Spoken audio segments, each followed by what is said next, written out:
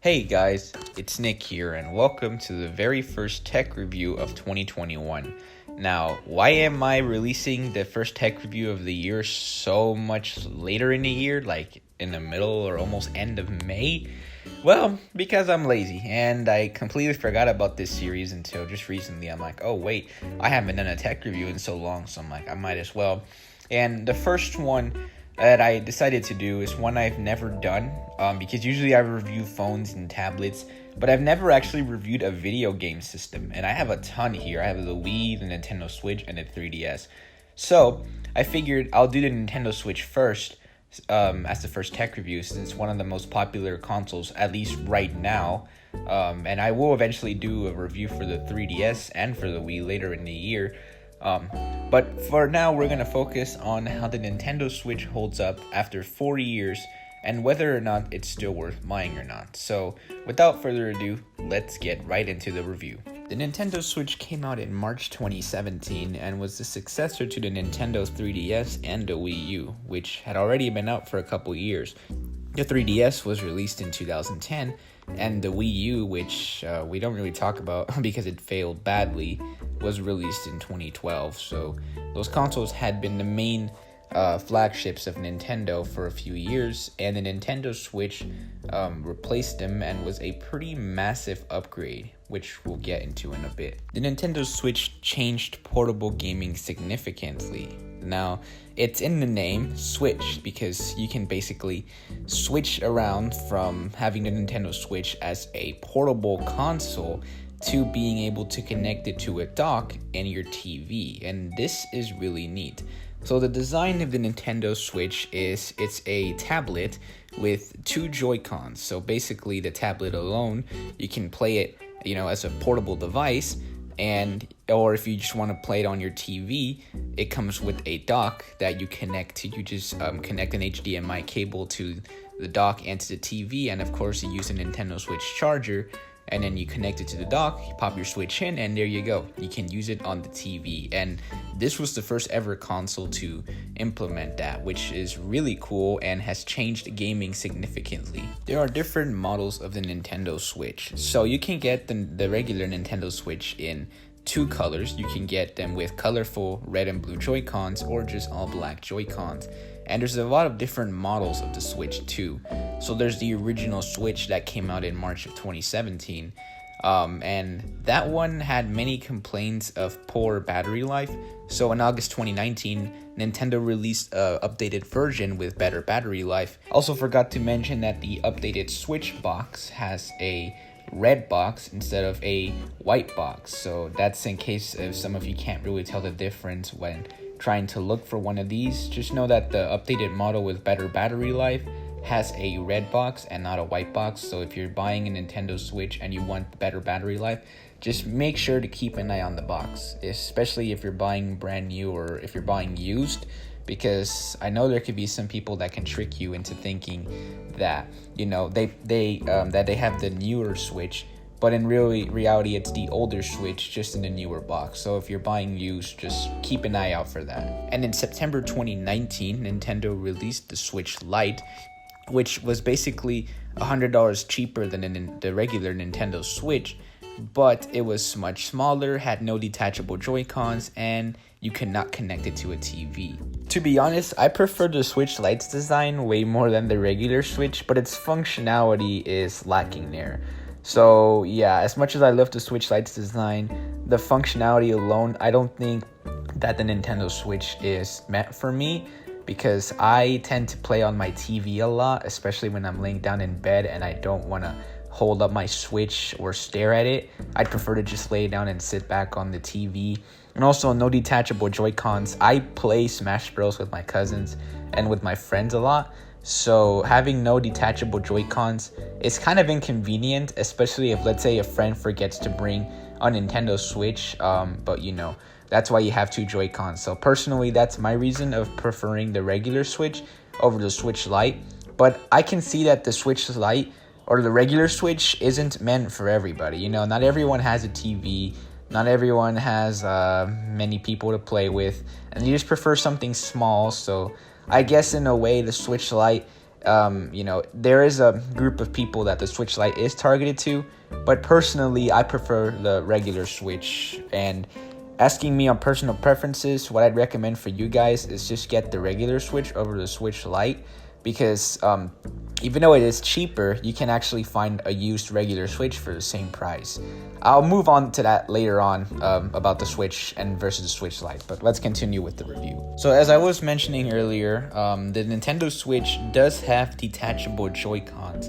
So this would be convenient, mainly if you're playing on your TV, because the way it works is you connect the Nintendo Switch tablet into the dock, and just having the Switch like that, playing with your TV is just no. So luckily you can detach your Joy-Cons by pushing the button on the top. There's a little circular button, it's small, and you push it and you lift up your Joy-Con, and there you go, you can just play them. And you can always connect them to these accessories Nintendo gives you, like this for example, where you could make your Joy-Cons look like you're actually using an actual controller. Which is really cool, and I use this a lot.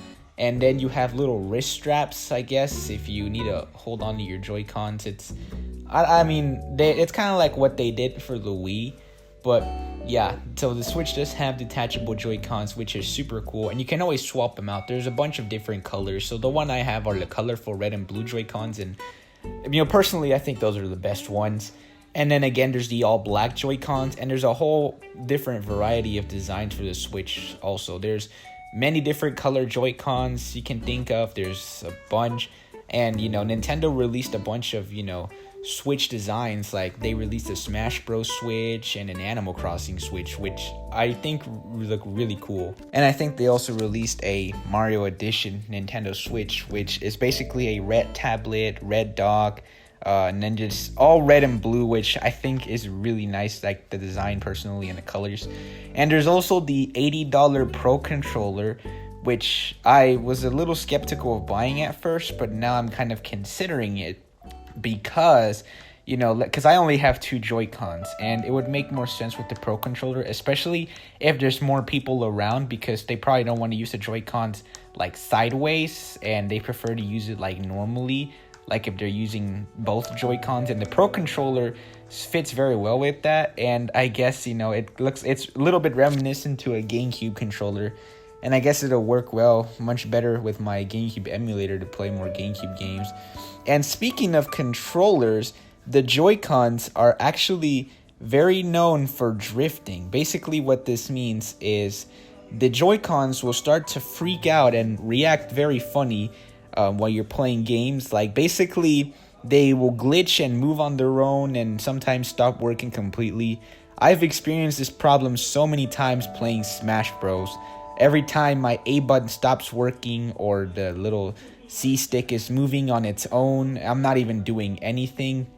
And basically it's a big problem for the Joy-Cons and the Switch alone.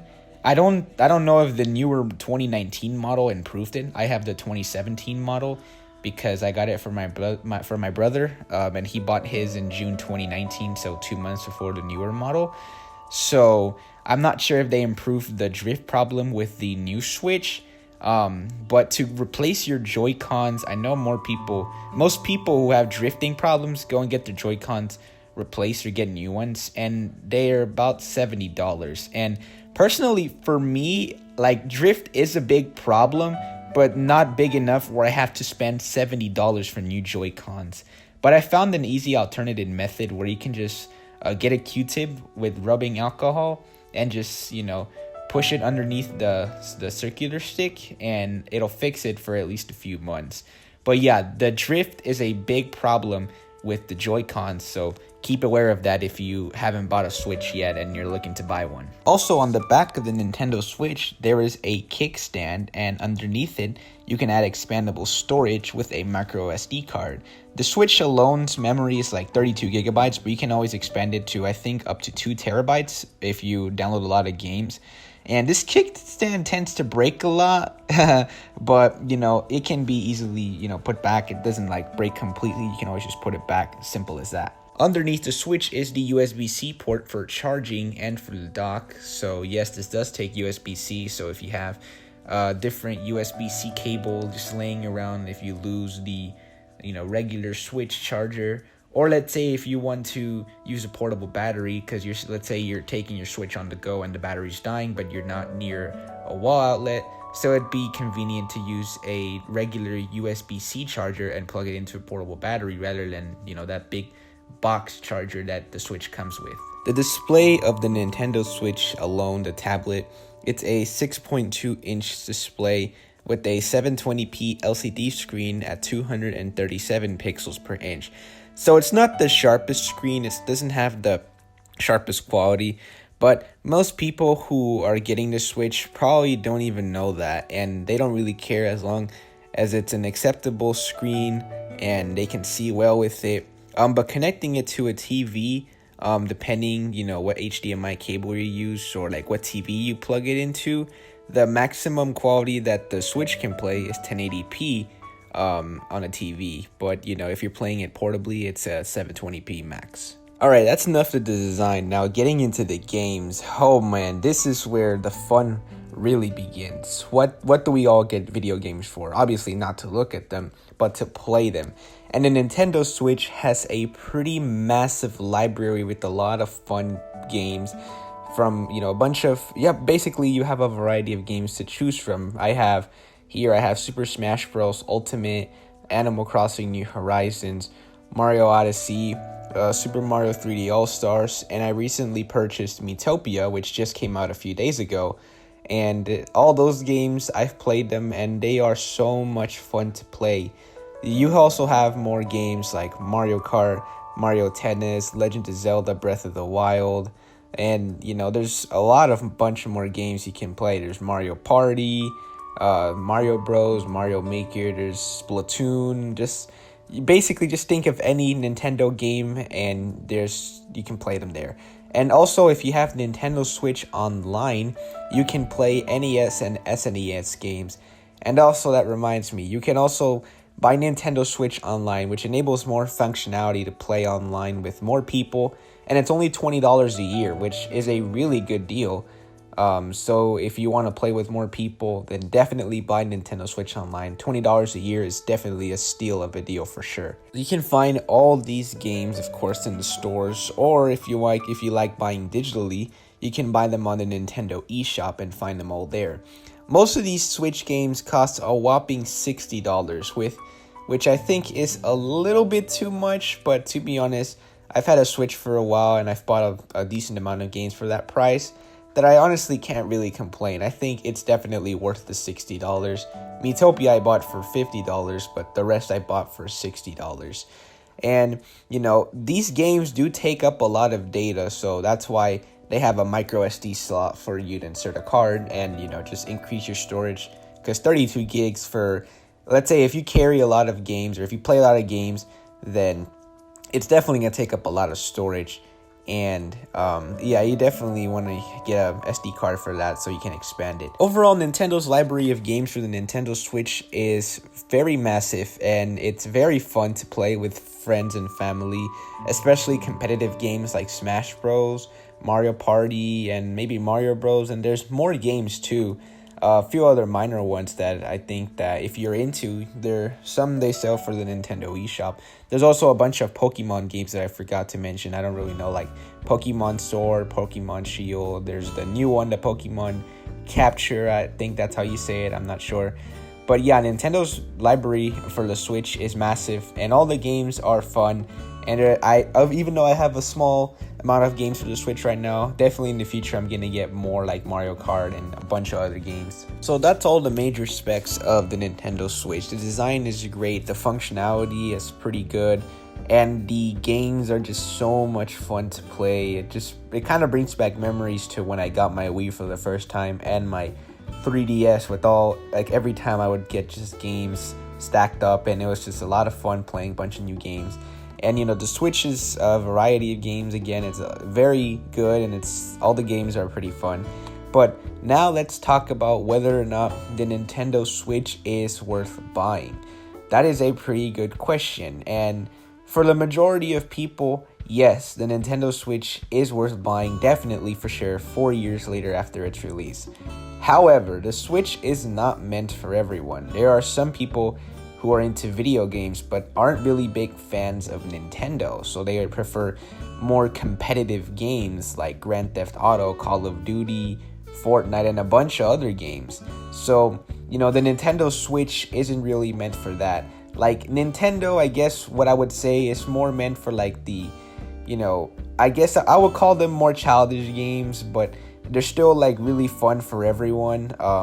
But yeah, basically Nintendo like doesn't make heavy games like that. Like, for example, like most Nintendo games are just basically rated E, while competitive games for other consoles like the PS5 or the Xbox Series X, those are like at least rated T at least. There's not really much rated E games for those consoles, the PS4, the PS5, and the Xbox Series X. So most people, from what I know, prefer competitive games like that. So they'd much rather go for the PS5 or the Xbox Series X. But because those consoles are still fairly new, a few months old, at least most people like to save money and they prefer to go for either an Xbox One or a PS4. But I just said PS5 and Xbox Series X because those are the newest consoles at the moment of recording this. But yeah, like I was saying, most people prefer competitive games, and the Nintendo Switch doesn't have a whole library of that. Like rated T games, like I said, Call of Duty, Grand Theft Auto, and all that kind of thing. That's why I know most people would prefer to go for a PlayStation or an Xbox. However, if you just want to get into the small basic video game experience, then the Nintendo Switch is a great way to try that out. If you don't have one, or if this is your first video game console, then I definitely recommend a Nintendo Switch. It's really, really fun. So let's look at pricing. So that depends which model you're going for. Remember, there's the 2017 model, the original Switch with not really that great battery life. Then there's the August 2019 model, which has better battery life. And then there's the Switch Lite. So the regular Switch, if you look on eBay, I think the cheapest you can find them is around $180, at least if it's in good condition with the whole set, with the dock and everything. A Switch Lite can be found, I'm not sure for how much on eBay, but I'll put a screenshot right here of what I see on eBay, the cheapest used Switch Lite. But usually the normal Switch would go used for an average of $200. While brand new, it's around $300. The Switch Lite is brand new $200, and again, I'm not sure how much it is used. I'm just looking right now on eBay and the screenshots right here. But I recommend at least the regular Switch over the Switch Lite again, because like I said at the start of the video, you cannot connect the Switch Lite to a TV. It doesn't have detachable Joycons, and it's in the name, Nintendo Switch, because you can switch it from a portable console to playing it on the TV. But then again, the Switch Lite, there's a small target of people who would prefer the Switch Lite, and that's okay. But personally, I'd go for the regular Switch. Find a good deal if you can with the whole set, with the dock, Joy-Cons, and make sure that, I guess, be on the lookout for the Joy-Con drift if you are going to buy a used Switch. And I can't really, help you guys out with like saying or trying to figure out which is the 2019 model of the Switch, the one with better battery life. Unless it's packaged with the box, then I guess you'll know. But then again, some people would just like to make you think you're getting the better Switch when you really aren't. It's just the box. But yeah, just be on the lookout for which model of the Switch you're getting. If you're getting the regular Switch, then you might be like deciding, or you might be like confused on which is the one with the better battery life or which is the one with the worst one. Like you won't be able to tell unless it's packaged. If it's brand new on eBay, I think those go for $250. I'm not entirely sure. But overall, the Switch is at a pretty good deal, and there's still a big wide library for this console, so I'd say definitely go for it. Especially if you've never gotten video games before and this is your first console and you want to try it out. The Switch is a great way to start. It's a lot of fun. There are some competitive games like Smash Bros. And a bunch of other games, and it's fun for you, and it could be fun for the whole family. So definitely the Nintendo Switch, I say it is worth buying in 2021.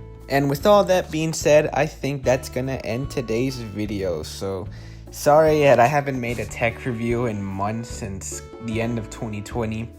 And last year, my first tech review, I started in April, so I've been starting these a little late. There's always a big gap between tech reviews, like the one I did in between the iPhone 8 and the 3GS. That was like August to December, so really big gap. And this one was about a 5-month gap. But yeah, this was pretty fun reviewing the Nintendo Switch. I've never reviewed a video game console before. I'm gonna review the Wii and the 3DS eventually later on this year, because I've been using my 3DS a lot, but I don't use my Wii that much. And the normal tech reviews with the phones and everything. Since I'm getting a job this summer and I'm getting a lot of money, then I'll be hopefully buying some other retro phones to collect, like iPhone SE, the Samsung Galaxy Tab 3 I had, to make another review, because that one's my most viewed video with I don't know how many views, but it's a lot. So a lot of people really like this device, and a bunch of other phones that hopefully I can review on, and I'll still stick with the ones I have, the 3GS and the iPhone 4S. But anyways, guys, that's gonna be it for this video. So thank you guys for watching. Comment, like, and subscribe, and I'll see you guys later. Bye.